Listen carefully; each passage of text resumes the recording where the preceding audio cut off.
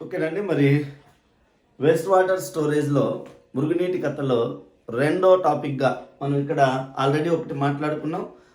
UNO యొక్క ప్రకటనలు, జల దినోత్సవం, మురుగు నిర్మాణం ఇలా మాట్లాడుకున్నాం. ఇక్కడ చాలా ఇంపార్టెంట్ రెండు అంశాలు, ఇంకా మురుగునీటి శుద్ధి, సీవేజ్ ట్రీట్మెంట్ అంటున్నాం. దీన్నే మరి బుక్లో ఇలా ఇచ్చి ఉంటాడు, WWTP, waste water treatment plant అని, అంటే మురుగునీటి శుద్ధి కర్మాగారం అనేటువంటి పేరుతో ఇచ్చి ఉంటాడు. మరి ఈ టాపిక్ రెండోది ఇక్కడ మరి మెరుగైనటువంటి ఇంటి నిర్వహణ పద్ధతులు, బెస్ట్ హౌస్ హోల్డింగ్ ప్రాక్టీసెస్ అంటున్నాం. ఈ రెండింటి మీద కూడా నిన్న టెట్లో ఎగ్జామ్లో పరీక్షలు రావడం జరిగింది. కాబట్టి అందుకే ఇది ఇంపార్టెంట్ అని చెప్తున్నా. మీరు ఓల్డ్ 7th క్లాస్ బుక్లో చూస్తే కూడా ఈ అంశం మీద క్వశ్చన్లు ఉన్నాయి మనకు. అక్కడ ఈ అంశం మీద టాపిక్ ఉంది. మరి మురుగునీటి శుద్ధి, ముందుగా మురుగునీటి శుద్ధి అంటే ఏంటి, మురుగునీటిని శుద్ధి చేయడం అంటే ఏంటి, సీవేజ్ ట్రీట్మెంట్ అంటే ఏంటి, సింపుల్ అండి. ఏంటి సార్ అంటే మరి వృధా నీటిని లేదా వేస్ట్ వాటర్ని, ఇంకో మాటలో చెప్తే కలుషితమైన నీటిని, మలినాలతో కూడినటువంటి నీటిని మరి జలవనరులలోనికి విడుదల చేసే ముందు, జలవనరులు అంటే మీ అందరికి తెలుసు, సముద్రాలు, నదులు, కాలువలు, నదులు, మరి అదేవిధంగా మరి ట్యాంక్స్, చెరువులు, ఇవన్నీ కూడా జలవనరులు అంటాం. ఏం చెప్తున్నానండి, వృధా నీటిని జలవనరులలోనికి విడుదల చేసే ముందు కానీ, లేదా ఆ నీటిని వినియోగించడానికి ముందు కానీ వాటిలోని మలినాలను తొలగించే ప్రక్రియను ఏమంటాము అంటే మురుగునీటి శుద్ధి అంటాం, లేదా నీటిని శుద్ధి చేయడం అంటాం. క్లీనింగ్ ఆఫ్ వాటర్ అంటున్నాం. ఏ వాటర్ని క్లీన్ చేస్తున్నాం? వేస్ట్ వాటర్ని. దాన్ని ఏమంటున్నాం? సీవేజ్ అంటున్నాం. ఆ వేస్ట్ వాటర్నే సీవేజ్ అంటున్నాం, మురుగునీరు అంటున్నాం. అందువల్ల దీనికి మరి సీవేజ్ ట్రీట్మెంట్ అంటున్నాం, మురుగునీటి శుద్ధి అంటున్నాం. సో సింపుల్గా మురుగునీటి శుద్ధి అనగా వేస్ట్ వాటర్లో ఉండే మలినాలను తొలగించే ప్రక్రియనే సీవేజ్ ట్రీట్మెంట్ లేదా మురుగునీటి శుద్ధి అంటాం. మరి మురుగునీటి శుద్ధిలో కొన్ని దశలు ఉన్నాయి, చాలా ఇంపార్టెంట్. మరి 7 దశల కింద మాట్లాడుతున్నాం. మీకు కొత్త బుక్లో 4 పాయింట్ల కింద ఇచ్చి ఉన్నారు దాన్ని. అదే గతంలో బుక్లో 7 దశల కింద ఇచ్చి ఉన్నారు. రెండిట్లో టాపిక్ ఒకటే. మరి ముందుగా మొదటి దశ ఏంటి సార్ అంటే దశ 1 ఏం చేస్తాము అంటే, జాగ్రత్తగా గుర్తుపట్టండి, చాలా క్లియర్గా మాట్లాడుతున్నా నేను, మీరు క్లియర్గా నోట్ చేసుకోండి. ఇక్కడ నుంచి క్వశ్చన్ వస్తుంది మనకి.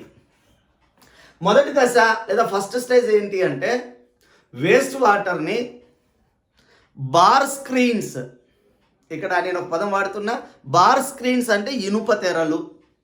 అంటే ముందుగా మురుగునీటిని ఒక ట్యాంక్లోకి పంపిస్తాం. ఆ ట్యాంక్లోకి పంపే ముందుగా ఆ ట్యాంకు ముందు వైపున బార్ స్క్రీన్స్ ఉంటాయి.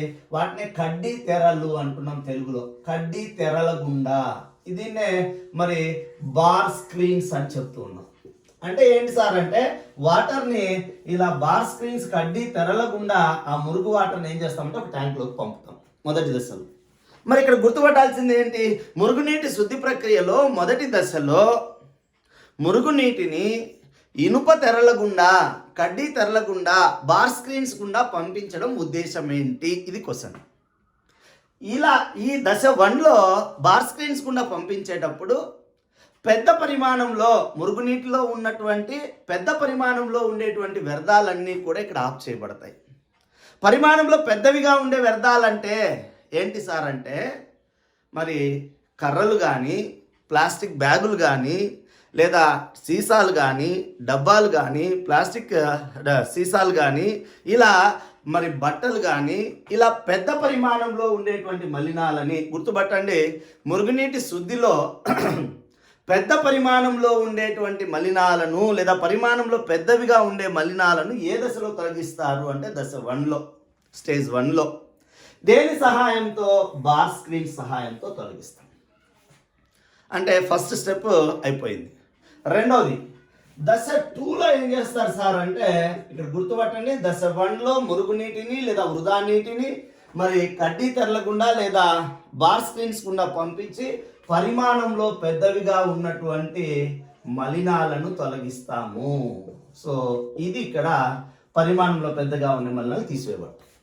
దశ 2లో ఇప్పుడు దశ 1 కంప్లీట్ అయిన తర్వాత రెండో స్టేజ్లో ఇప్పుడు నీటిని మరి మరొక ట్యాంకులోకి బదిలీ చేస్తారు. దశ 1 ట్యాంక్లో నుండి ఇంకో ట్యాంక్లోకి పంపిస్తారు. ఇక్కడ ఏం చేస్తారు? ఈ దశ ఉద్దేశం ఏంటి అంటే, మరి ఈ వృధా నీటిలో నుండి మట్టిని అంటే శాండ్ అంటున్నాం, అదేవిధంగా దుమ్ము, గిట్ అంటూ ఉన్నాం, అదేవిధంగా గులకరాళ్ళు, ఐ మీన్ ఇక్కడ మీ బుక్లో టర్మినాలజీని రాస్తున్నా నేను.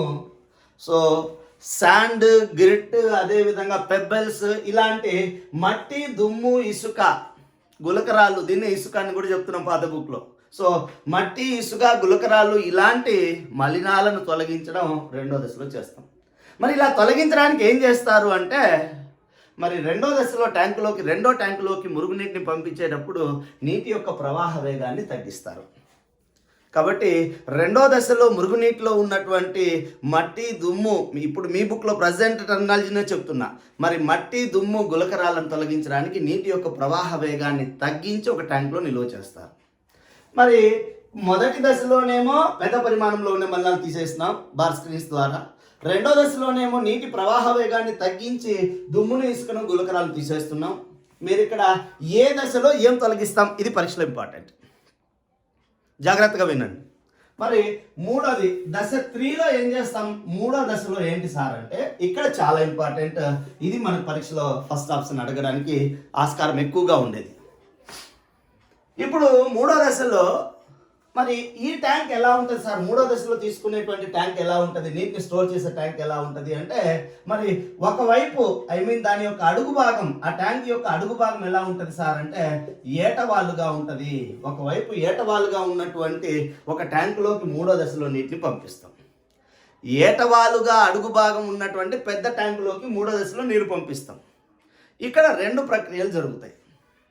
ఏంటి అంటే, ఎప్పుడైతే ఇక్కడ నీటిని ఏటవాలుగా అడుగుగలిగినటువంటి ట్యాంకులోకి మూడో దశలో పంపిస్తామో, ఆ దశలో ఆ మురుగునీటిలో లేదా వృధా నీటిలో ఉండేటువంటి మానవ మలం వంటి ఘనరూప వ్యర్థ పదార్థాలు, మానవ మలం వంటి ఘనరూప వ్యర్థాలు అంటే ఇక్కడ సో సాలిడ్ వేస్ట్ మెటీరియల్స్ ఏమైతే ఉన్నాయో ఇక్కడ ఘనరూప వ్యర్థాలు, దానికి ఒక ఉదాహరణ చెప్తున్నాం, మరి మానవుని యొక్క మల పదార్థం అని.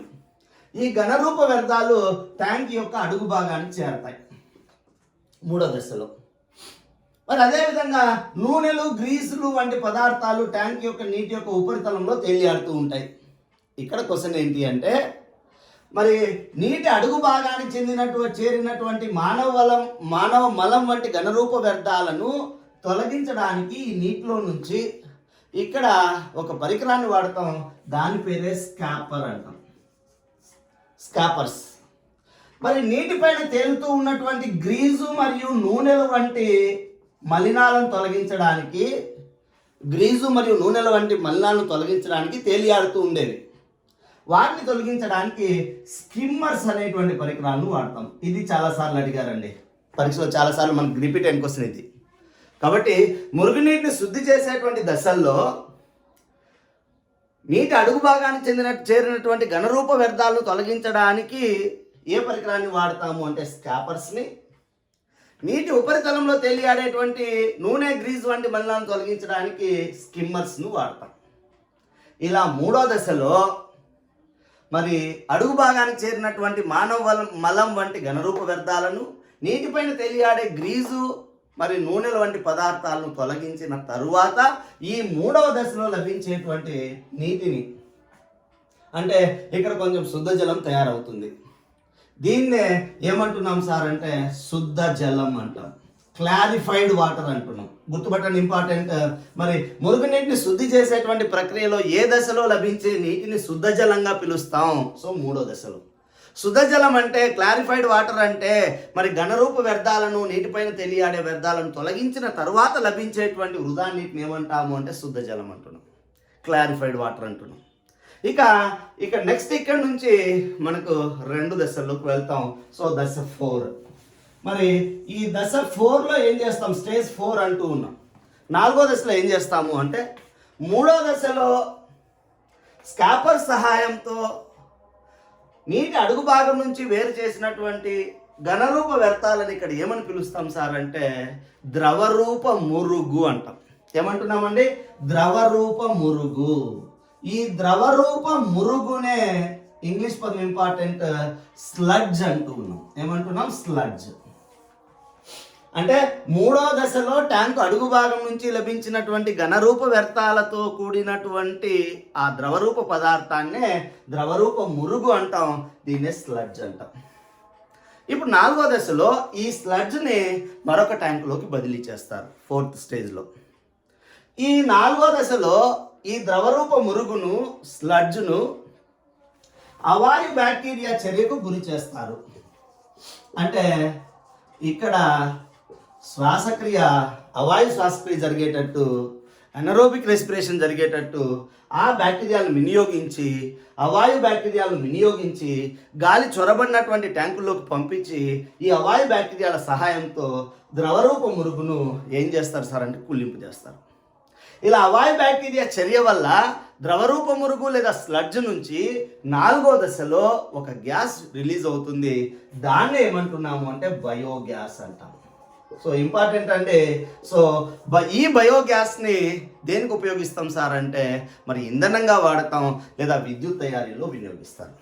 మరి ఇక నాకు కావాల్సింది, మీకు కావాల్సింది దశ 1లో బార్ స్క్రీన్ సహాయంతో పరిమాణంలో పెద్దగా ఉండే మలినాలను తొలగించడం, దశ 2లో మరి స్కాపర్ సహాయంతో ఘనరూప వ్యర్థాలను, స్కిమ్మర్ సహాయంతో తేలియాడే గ్రీజులు నూనెను తొలగించడం, మరి దశ 2లో మట్టి, ఇసుక, మరి అదేవిధంగా గులకరాలు వంటి పదార్థాలను తొలగించడం, 3వ దశలో స్కాపర్ సహాయంతో ఘనరూప వ్యర్థాలను, స్కిమ్మర్ సహాయంతో నీటిపైన తేలియాడే వ్యర్థాలను తొలగించడం, దశ 4లో మరి ద్రవరూప మురుగు లేదా స్లడ్జ్ని అవాయు బ్యాక్టీరియా చర్య చేత కుళ్ళింపజేసి బయోగ్యాస్ను ఉత్పత్తి చేస్తూ ఉన్నాం. మరి ఇక్కడ మనం ఏం తీసుకున్నాం సార్ అంటే ఘనరూప వ్యర్థాలను తీసుకున్నాం. ఓకే, బాగానే ఉంది. మరి ఇక మరొక అంశం ఏంటి సార్ అంటే, మరొక అంశంగా తీసుకుంటే దశ 5లో ఇక 5వ దశలోకి వస్తే, స్టేజ్ 5లోకి వస్తే 5వ దశలో ఏం చేస్తున్నాం సార్ అంటే ఇక్కడ ఏదైతే శుద్ధ జలం లభించిందో, క్లారిఫైడ్ వాటర్ లభించిందో, ఇప్పుడు ఈ శుద్ధ జలానికి మరి ఈ శుద్ధ జలంలో మరి వాయు సహిత బ్యాక్టీరియా పెరగడానికి, వాయు సహిత బ్యాక్టీరియా, సో ఇక్కడ ఆక్సిజన్ సమక్షంలో శ్వాసక్రియ జరిపేది వాయు సహిత బ్యాక్టీరియా, దాన్నే ఏరోబిక్ రెస్పిరేషన్లో భాగంగా మాట్లాడుతున్నాం. ఈ వాయు సహిత బ్యాక్టీరియాలు శుద్ధ జలంలో అంటే మరి 5వ దశలో శుద్ధ జలం ఉన్నటువంటి ఒక ట్యాంకులోకి తీసుకొని ఆ ట్యాంకులో ఉండే జలానికి వాయుసహిత బ్యాక్టీరియాను అందించడానికి మరి ఇక్కడ వాయు యంత్రాల సహాయంతో వాయు ప్రసరణ చేస్తాము. అంటే గాలి అందేటట్టు చేస్తాము. మరి వాయు ప్రసరణ యంత్రాల ద్వారా ఈ శుద్ధ జలానికి ఆక్సిజన్ గాలి అందేటట్టు చేస్తాం. ఎప్పుడైతే గాలి అందుతుందో ఆ గాలిలో ఉండేటువంటి వాయుసహిత బ్యాక్టీరియాలు ఈ నీటిలో ఉన్నటువంటి, ఇక్కడ చూడండి రియాక్షన్, ముందు చర్యలోనేమో ద్రవరూప మురుగులో అవాయు బ్యాక్టీరియా చర్య వల్ల బయోగ్యాస్ ప్రొడక్షన్ జరిగింది. నెక్స్ట్ దశ 5లో ఇప్పుడు శుద్ధ జలానికి వాయు ప్రసరణ యంత్రాల ద్వారా గాలిని అందిస్తున్నాం. ఫలితంగా దానిలో బ్యాక్టీరియా, వాయుసహిత బ్యాక్టీరియా వృద్ధి చెంది ఇంకా ఈ క్లారిఫైడ్ వాటర్లో మిగిలిపోయినటువంటి మానవ వ్యర్థాలపైన, ఆహార పదార్థాల మీద, ఇక ఇతర మరి కర్బన పదార్థాల మీద, ఇలాంటి పదార్థాల మీద ఈ వాయుసహిత బ్యాక్టీరియా చర్య జరిపి ఏం చేస్తుంది సార్ అంటే మరి వాటన్నిటిని కుళ్ళింపజేసి ఆ బ్యాక్టీరియా, ఆ కుళ్ళిన పదార్థాలు కొన్ని గంటలు ఇక్కడ నిల్వ చేస్తాం కాబట్టి ఇవన్నీ కూడా నీటి అడుగు భాగానికి చేరుతాయి. ఎక్కడ దశ 5లో. స్టేజ్ 5లో శుద్ధ జలానికి వాయు ప్రసరణ యంత్రాల ద్వారా గాలిని అందేటట్టు చేస్తాం. వాయుసహిత బ్యాక్టీరియా వృద్ధి చెందుతుంది. ఈ వాయుసహిత బ్యాక్టీరియా ఆ శుద్ధ జలంలో మిగిలిపోయినటువంటి మానవ మల పదార్థాలు, ఆహార పదార్థాలు, కూరగాయలు లాంటి కర్బన పదార్థాలు వీటి మీద కుళ్ళింపజేసి వాటన్నిటిని ఆ బ్యాక్టీరియా, ఆ వ్యర్థాలన్నీ అడుగు భాగానికి చేరుతాయి. ఇక్కడ మళ్ళా ఒక మురుగు లభిస్తుంది మనకి. ఇలా 5వ దశలో స్టేజ్ 5లో వాయుసహిత బ్యాక్టీరియా చర్య వల్ల ట్యాంకు అడుగు భాగానికి చేరినటువంటి మురుగును క్రియాత్మక మురుగు అంటాము. చాలా చాలా ఇంపార్టెంట్ ఈ పదం. ఎన్నో దశలో అంటే ఇక్కడ శుద్ధ జలం నుంచి ఏం లభిస్తుంది సార్ మనకు వాయుసహిత బ్యాక్టీరియా చర్య వల్ల అంటే క్రియాత్మక, సో క్రియాత్మక మురుగు లభిస్తుంది. యాక్టివేటెడ్ స్లడ్జ్ అనుకున్నాం. ఏమంటున్నాం? యాక్టివేటెడ్ స్లడ్జ్, క్రియాత్మక మురుగు. మరి ఇప్పుడు ఈ క్రియాత్మక మురుగు ఎన్నో దశలో? 5వ దశలో. మరి క్రియాత్మక మురుగులో ఎంత శాతం నీరు ఉంటుంది? 97% నీరు ఉంటుంది. ఇప్పుడు ఈ దశలో 5వ దశలో పైన ఉన్నటువంటి తేరినటువంటి నీటిని తొలగించి అడుగు భాగంలో ఉండేటువంటి క్రియాత్మక మురుగును పొందుతాం, యాక్టివేటెడ్ స్లడ్జ్ను పొందుతాం. ఇక్కడ శుద్ధ జలం పదం గుర్తుపట్టండి, క్లారిఫైడ్ వాటర్ అంటున్నాం. అదేవిధంగా ద్రవరూప మురుగు లేదా స్లడ్జ్ను గుర్తుపట్టండి. క్రియాత్మక మురుగు లేదా యాక్టివేటెడ్ స్లడ్జ్ని గుర్తుపట్టండి. ఈ క్రియాత్మక మురుగును ఇప్పుడు ఈ పైన ఉన్నటువంటి ట్యాంకులో ఉండే నీటిని తొలగించి అడుగు భాగంలో ఉండేటువంటి క్రియాత్మక మురుగులో 97% నీరు ఉంటుంది. ఈ క్రియాత్మక మురుగులో ఉండేటువంటి నీటిని మరి ఇక్కడ ఇసుక బెడ్స్ మీద ఇసుక పట్టీలుగా ఉంటుంది, దాని గుండా ఈ క్రియాత్మక మురుగును పంపించినప్పుడు ఆ నీరంతా వడగట్టబడుతుంది. లేదా యంత్రాల సహాయంతో క్రియాత్మక మురుగులో ఉండేటువంటి 97% నీరు ఉంటుంది. ఈ నీటిని తొలగించి ఈ మిగిలినటువంటి క్రియాత్మక మురుగుని ఎండబెట్టి దాన్ని ఎరువుల రూపంలో వాడతారు. మరి పైన ఉన్నటువంటి నీరు లభించింది అని చెప్పుకున్నాం. ఇప్పుడు ఈ 5వ దశలో లభించినటువంటి ఈ నీటిని ఇప్పుడు ఏం చేస్తారు సార్ అంటే జలవనరులోకి వదులుతారు. ఇలా జలవనరులోకి రిలీజ్ చేసే ముందు దానిలో ఇంకా సూక్ష్మజీవులు చంపేయాలంటే క్రియారహితం చేయడానికి ఇక్కడ 5వ దశ అయిపోయిన తర్వాత దశ 6లో ఏం చేస్తాం సార్ అంటే క్రియాశీల మురుగులో ఉండేటువంటి నీటిని ఇసుక బెడ్ల ద్వారా లేదా యంత్రాల ద్వారా నీటిని తొలగించి ఎండబెట్టి దీన్ని ఎరువు రూపంలో 6వ దశలో వాడతాం. మరి దశ స్టేజ్ 7లో ఏం చేస్తాం సార్ అంటే మరి ఈ శుద్ధ జలంలో లభించినటువంటి నీటిని మరి అవసరం అనుకుంటే క్లోరిన్, సో ఇక్కడ మనందరికి తెలుసు క్లోరిన్ మరియు ఓజోన్ చాలాసార్లు అడిగారు ఇవే. మరి నీటిలో ఉన్నటువంటి సూక్ష్మజీవులను క్రిమిరహితం చేయడానికి, నీటిలో ఉండే సూక్ష్మజీవులను క్రిమిరహితం చేయడానికి క్లోరిన్ మరియు ఓజోన్ అనేటువంటి పదార్థాలను వాడతాం, రసాయనాలను వాడతాం. వీటిని ఉపయోగించి నీటిలో ఉండే సూక్ష్మజీవులను కూడా చంపేసి ఆ నీటిని ఇప్పుడు మనం అనుకున్నట్టుగా శుద్ధిలో ప్రకారం మలినాలను తొలగించి మరి వనరులలోకి లేదా మానవ అవసరాలకు వినియోగించడం జరుగుతుంది. మరి ఈ విధంగా ఇక్కడ మనం మురుగునీటికి మరి శుద్ధిలో 7 దశలో మాట్లాడుతున్నాం. చాలా సింపుల్. మొదటి దశలో బార్ స్క్రీన్స్ను ఉపయోగించి పరిమాణంలో పెద్దవిగా ఉండే మలినాలు తీసేస్తున్నాం. 2వ దశలో నీటి ప్రవాహ వేగాన్ని తగ్గించి ఇసుక, మట్టి, గులకరాళ్ళు ఇలాంటి వాటిని తొలగిస్తున్నాం. 3వ దశలో అడుగు భాగానికి చెందినటువంటి ఘనరూప వ్యర్థాలను మరి స్కాపర్ సహాయంతో, నీటిపైన తేలియాడేటువంటి వ్యర్థాలను స్కిమ్మర్ సహాయంతో తొలగిస్తున్నాం. ఇలా 3వ దశలో స్కాపర్స్, స్కిమ్మర్స్ ద్వారా తొలగించిన తర్వాత లభించే నీటిని క్లారిఫైడ్ వాటర్ లేదా శుద్ధ జలం అంటాం. మరి ఈ శుద్ధ జలం నుంచి లభించినటువంటి అడుగు భాగం నుంచి లభించే ఘనరూప వ్యర్థాలనే స్లడ్జ్ అంటున్నాం. దాన్నే మరి ఏమంటున్నాం, ద్రవరూప మురుగు అంటున్నాం. దీనికి అవాయ బ్యాక్టీరియా చర్యల ద్వారా బయోగ్యాస్ను ఉత్పత్తి చేస్తున్నాం. మరి శుద్ధ జలానికి వాయు ప్రసరణ ద్వారా వాయుసహిత బ్యాక్టీరియాను వృద్ధి చేయించి అక్కడి నుంచి ఏం చేస్తున్నాం సార్, వాటి యొక్క చర్య వల్ల అడుగు భాగానికి మనకి ఏ మురుగు లభిస్తుంది అంటే క్రియాత్మక మురుగు లభిస్తుంది, యాక్టివేటెడ్ స్లడ్జ్. ఈ యాక్టివేటెడ్ స్లడ్జ్ని 6వ దశలో మరి దానిలో ఉండే నీటిని అంతా తొలగించి 97% నీరు ఉంటుంది. ఇంపార్టెంట్ అండి. మరి యాక్టివేటెడ్ స్లడ్జ్లో ఎంత శాతం నీరు ఉంటుంది? 97. ఫస్టే చెప్పాను, మురుగులో అత్యధిక భాగం ఉండేది నీరే. మరి దీన్ని కేకుల రూపంలో ఎండినటువంటి క్రియాత్మక మురుగుని కేకు రూపంలో ఎరువులుగా వాడతారు. ఇక్కడ లభించినటువంటి నీటిని మరి నేరుగా మరి మనం జలవనరుల్లోకి విడుదల చేయొచ్చు. ఇది ఏంటి సార్ అంటే శుద్ధి. మరి ఇక్కడ ఒక చిన్న 2 అంశాలు ఉన్నాయి, ఫాస్ట్గా చూడండి. మరి మెరుగైన ఇంటి నిర్వహణ పద్ధతులు. సో బాధ్యత కలిగినటువంటి ఒక చైతన్యవంతమైనటువంటి పౌరుడిగా మన ఇంట్లో వ్యర్థాల నిర్వహణ ఎలా ఉండేది అంటే 3 పాయింట్లు ఇచ్చారు. మీరు జాగ్రత్తగా గమనించండి. ఆ 3 పాయింట్లని ఏంటి సార్ అంటే, మొదటిది మన ఇంట్లో ఆహార పదార్థాలు వాడిన తర్వాత వ్యర్థాల్లో నుంచి నూనెలు మరియు కొవ్వులు ఉండే పదార్థాలను జాగ్రత్తగా గమనించండి. నూనెలు మరియు కొవ్వులు ఉండేటువంటి పదార్థాలను మరి ఎక్కడ వేయకూడదు, ఎక్కడ వేయాలి అని చెప్తున్నాడు. ఎందుకు వేయకూడదు, ఎందుకు వేయాలి అనే మాట ఇంపార్టెంట్. నూనెలు కొవ్వులు ఉండేటువంటి ఆహార పదార్థాలను, మిగిలిపోయిన వ్యర్థ పదార్థాలను మరి కాలువలలో వేయకూడదు, మురుగునీటి వ్యవస్థలో వేయకూడదు. మరి ఏం చేయాలి అంటే డస్ట్బిన్ను వాడాలి అంటున్నాడు. అంటే చాలామంది ఈ నూనెలు కొవ్వులు ఉండేటువంటి మిగిలిపోయిన వ్యర్థ ఆహార పదార్థాలను కాలువలో వేసినప్పుడు, మురుగునీటి వ్యవస్థలో వేసినప్పుడు ఈ నూనెలు కొవ్వులు అన్నటువంటివి పేరుకుపోయి పైపుల్లో గడ్డగట్టిపోయి నీటి మరి మురుగు ప్రసరణకు ఆటంకం కలిగిస్తాయి. ఒకటి. రెండోది, ఈ కొవ్వులు నూనెలు అన్నటువంటివి మురుగునీటి కాలువల్లో వేసినప్పుడు ఇవి భూమి యొక్క అడుగు భాగానికి చేరి పర్కులేషన్ అంటే నీటిని పీల్చుకునేటువంటి ధర్మాన్ని, నేల యొక్క రంధ్రాలను పొరల్లో ఇవి పేరుకుపోయి నీరు ఇంకిపోకుండా ఉండేటువంటి అవకాశం ఉంటుంది వీటి వల్ల. కాబట్టి ఒక మంచి చైతన్యవంతమైన పౌరుడిగా మరి ఇంట్లో వాడేటువంటి వ్యర్థాల యొక్క నిర్వహణలో మొదటిది నూనెలు మరియు కొవ్వులు కలిగిన ఆహార పదార్థాలను డ్రైనేజ్, మురుగునీటి కాలువలు, పైపుల్లో వేయకుండా డస్ట్బిన్ను వాడాలి. ఇది మొదటిది. ఎందుకు వాడాలా సో మురుగునీటి కాలువల్లో ఇవి గడ్డగట్టకపోయి మురుగు మరి రవాణాకు ఆటంకం కలిగిస్తాయి. రెండోది నేల యొక్క పొరల్లో పేరుకుపోయి నేల రంధ్రాల గుండా నీరు యొక్క శోషణకు అడ్డుకుంటాయి.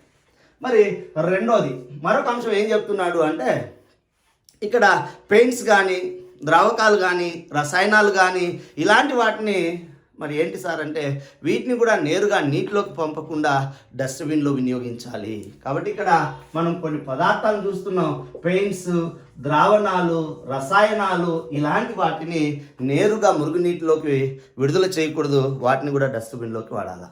ఎందుకు అంటే ఇక్కడ ఒక మాట చెప్తూ ఉన్నాడండి, మరి ఇలాంటి పెయింట్స్, ద్రావణాలు, రసాయనాలను మురుగునీటిలోకి వేయడం వల్ల దానిలో ఉండేటువంటి మంచి సూక్ష్మజీవులు, ఈ వాయుసహిత బ్యాక్టీరియా లాంటి సూక్ష్మజీవులు చనిపోయే ప్రమాదం ఉంటుంది వీటి ప్రభావం వల్ల. అందువల్ల వీటిని నేరుగా డ్రైనేజ్ సిస్టంలో కాకుండా డస్ట్బిన్లో ఉపయోగించాలి అంటున్నారు.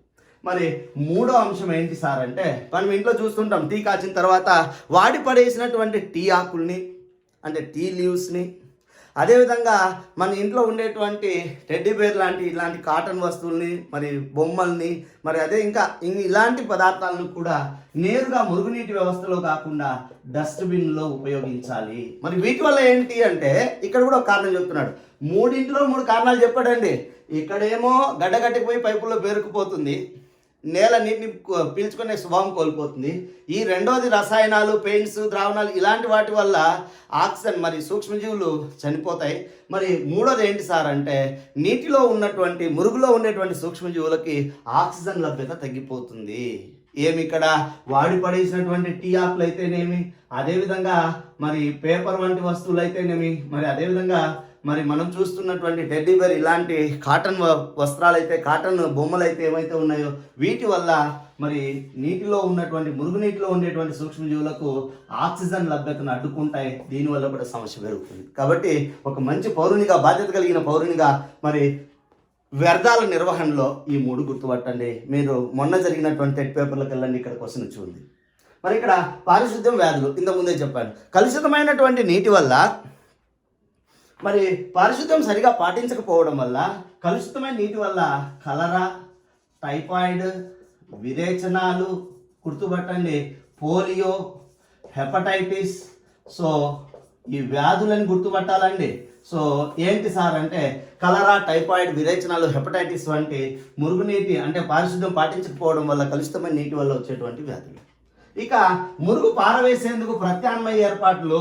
సో ఒక బాధ్యత కలిగినటువంటి పౌరుడిగా మనం మురుగు ఉత్పత్తి అయినటువంటి సివేజ్ని మరి ఎక్కడికక్కడ ఎక్కడ ఏర్పడుతుందో అక్కడే దాన్ని మరి నివారించడానికి మరి మనం ఇక్కడ 3 అంశాలు చెప్తున్నారు.